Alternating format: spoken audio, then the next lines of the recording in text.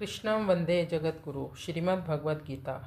युधामन्युश्च विक्रांत उत्तमौजाश्च वीर्यवान् सौभद्रः द्रौपदेयाश्च सर्व एव महारथा। युधामन्युश्च विक्रांत उत्तमौजाश्च वीर्यवान् सौभद्रः द्रौपदेयाश्च सर्व एव महारथा। पांचाल देश के बड़े बलवान और वीर योद्धा युधामन्यु तथा उत्तमौजा मेरे वैरी अर्जुन के रथ के पहियों की रक्षा में नियुक्त किए गए हैं। आप इनकी ओर भी नज़र रखना। रात में सोते हुए इन दोनों को अश्वत्थामा ने मार डाला। सौभद्र, यह कृष्ण की बहन सुभद्रा का पुत्र अभिमन्यु है। यह बहुत ही शूरवीर है। इसने गर्भ में ही चक्रव्यूह भेदन की विद्या सीखी है, इसलिए चक्रव्यूह रचना के समय आप इसका ध्यान रखें। युद्ध में दुशासन पुत्र के द्वारा अन्यायपूर्वक सिर पर गदा का प्रहार करने से अभिमन्यु मारे गए।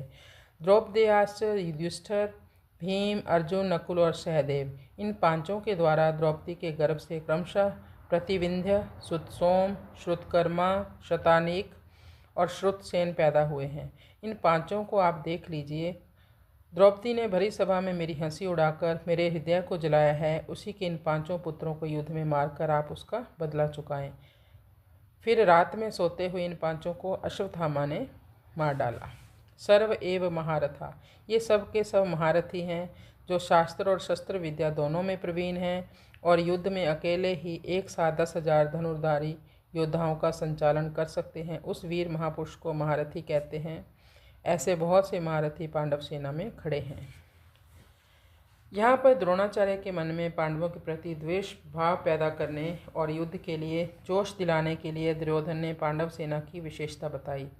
दुर्योधन के मन में विचार आया कि द्रोणाचार्य पांडवों के पक्षपाती हैं, पांडवों के साथ रहते हैं, इसलिए वे पांडव सेना की महत्ता सुनकर मेरे को यह कह सकते हैं कि जब पांडवों की सेना में इतनी विशेषता है तो उनके साथ तू संधि क्यों नहीं कर लेता। ऐसा विचार आते ही दुर्योधन आगे के 3 श्लोकों में अपनी सेना की भी विशेषता बता रहे हैं। कृष्णाय वासुदेवाय हरये परमात्मने प्रणतक्लेशनाशाय गोविंदाय नमो नमः।